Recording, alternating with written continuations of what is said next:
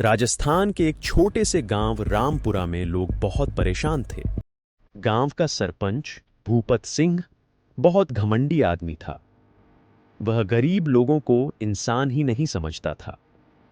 तुम लोग बस गरीब हो, कॉकरोच की तरह हो। जितना दबाओ उतना ही निकल आते हो। ये बात सुनकर पूरा गांव दुखी हो गया। गांव में ना अच्छी सड़क थी, ना पानी की व्यवस्था, ना स्कूल की सही बिल्डिंग। लेकिन सरपंच हर साल नई गाड़ी और नया ट्रैक्टर खरीदता था। गांव में एक ईमानदार आदमी रहता था, रामलाल। उसे ये सब बिल्कुल पसंद नहीं था। एक दिन उसने गांव की चौपाल में सबको बुलाया। जब ये हमें कॉकरोच समझता है तो ठीक है, अब हम अपनी खुद की पार्टी बनाएंगे। लेकिन पार्टी का नाम क्या होगा? कॉकरोच जनता पार्टी। पहले तो सब हंसने लगे, लेकिन धीरे धीरे पूरा गांव एकजुट हो गया। पार्टी का निशान था कॉकरोच और नारा था, जो दबाए गए हैं अब वही जीतेंगे। चुनाव का समय आ गया। भूपत सिंह लोगों को पैसे बांट रहा था, लेकिन इस बार गांव वाले समझदार हो चुके थे। रामलाल घर घर जाकर लोगों की परेशानियां सुनता। किसी के घर पानी नहीं था, किसी के बच्चे स्कूल नहीं जा पा रहे थे। वोट मुझे नहीं, अपने गांव के भविष्य को दो। चुनाव वाले दिन पूरा गांव लाइन में खड़ा था। फिर परिणाम आया। कॉकरोच जनता पार्टी बहुत बड़े अंतर से जीत गई। कॉकरोच जनता पार्टी जिंदाबाद। रामलाल नया सरपंच बन गया। सिर्फ एक साल में गांव बदल गया। पक्की सड़क बनी, हर घर में पानी पहुंचा, स्कूल की मरम्मत हुई, गरीब बच्चों को मुफ्त किताबें मिली, और सबसे बड़ी बात, अब गांव में किसी गरीब का मजाक नहीं उड़ाया जाता था। कॉकरोच को लोग कमजोर समझते हैं, लेकिन वो हर मुश्किल में भी जिंदा रहता है। हमारी जनता भी वैसी ही है। बहुत समय पहले एक छोटे से गांव में हरिया नाम का गरीब किसान रहता था। उसके पास छोटा सा खेत था, लेकिन मेहनत बहुत बड़ी थी। हरिया अपनी पत्नी गौरी और बेटे छोटू के साथ रहता था। पापा, क्या इस बार हमारी फसल अच्छी होगी? अगर मेहनत सच्ची हो बेटा, तो भगवान भी साथ देता है। लेकिन उसी गांव में धनराज नाम का एक अमीर जमींदार रहता था, जो गरीब किसानों को हमेशा परेशान करता था। कुछ महीनों बाद गांव में भयानक सूखा पड़ गया। न खेतों में पानी, न घर में अनाज। गांव वाले परेशान होने लगे। घर में बस आखिरी मुट्ठी चावल बचे हैं। माँ, मुझे भूख लगी है। हे भगवान, अब क्या करें? उस रात हरिया जंगल के पास बैठा था। तभी एक बूढ़ा आदमी उसके पास आया। बेटा, तुम इतने दुखी क्यों हो?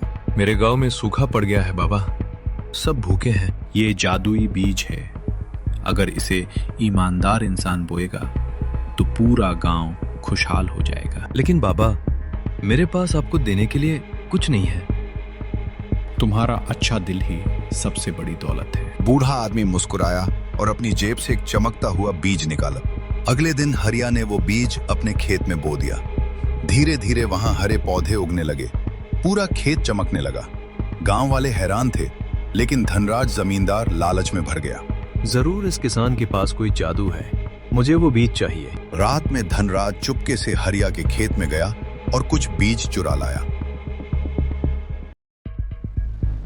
धनराज ने अपने बड़े खेत में वो बीज बो दिए, लेकिन अगले ही दिन उसके खेत में कांटे और जहरीली झाड़ियां उगाईं। आसमान में तेज बिजली चमकने लगी। उधर हरिया के खेत में सुनहरी फसल लहलहा रही थी। पूरा गांव खुश हो गया। इसके बाद हरिया ने अपनी फसल पूरे गांव में बांट दी। गांव वाले खुशी से झूम उठे। उस दिन गांव वालों ने समझ लिया कि जादू किसी चीज में नहीं, बल्कि इंसान की मेहनत, ईमानदारी और अच्छे दिल में होता है। बहुत समय पहले एक छोटे से गांव में अर्जुन नाम का एक गरीब किसान रहता था। वह दिन रात मेहनत करता था, लेकिन फिर भी उसके घर में गरीबी थी। उसकी बूढ़ी माँ अक्सर बीमार रहती थी। एक दिन अर्जुन खेत में हल चला रहा था। तभी अचानक उसका हल किसी सख्त चीज से टकरा गया। अरे, ये क्या है? अर्जुन ने मिट्टी हटाई तो वहां एक पुराना लोहे का संदूक दबा हुआ था। उसने डरते डरते संदूक खोला। अंदर सोने के सिक्के और चमकते हीरे भरे हुए थे। इतना सारा खजाना, अब हमारी गरीबी खत्म हो जाएगी। तभी उसका दोस्त रघु वहां आ गया। खजाना देखकर उसकी आंखों में लालच आ गया। अरे अर्जुन, ये मौका दोबारा नहीं मिलेगा। इस खजाने को छुपा लेते हैं। राजा को पता चला तो वह सब ले जाएगा। अर्जुन गहरी सोच में पड़ गया। घर की हालत बहुत खराब थी, मां बीमार थी और ये खजाना उनकी जिंदगी बदल सकता था। लेकिन तभी उसे अपने पिता की बात याद आई। बेटा, मेहनत की कमाई छोटी हो सकती है, लेकिन बेईमानी का पैसा कभी सुख नहीं देता। अर्जुन ने आखिरकार सही फैसला कर लिया। अगले दिन वह खजाना लेकर राजा के महल पहुंच गया। सैनिक उसे देखकर रुक गए। रुको, क्या काम है? मुझे महाराज से मिलना है। राजा ने जब पूरी बात सुनी तो वो हैरान रह गया। तुम चाहते तो ये खजाना छुपा सकते थे, फिर इसे वापस क्यों लाए? महाराज, ये रजा का खजाना है। आज तक मैंने कई अमीर लोग देखे हैं, लेकिन तुम सबसे अमीर इंसान हो, क्योंकि तुम्हारे पास ईमानदारी है। राजा अर्जुन की ईमानदारी से बहुत खुश हुआ। राजा ने अर्जुन को आधा खजाना इनाम में दे दिया, साथ ही उसे गांव का मुखिया भी बना दिया। अर्जुन ने उस पैसे से अपनी मां का इलाज करवाया, गांव में स्कूल बनवाया और गरीब लोगों की मदद की। कुछ ही समय में वो गांव पूरे रजिया का सबसे खुशहाल गांव बन गया।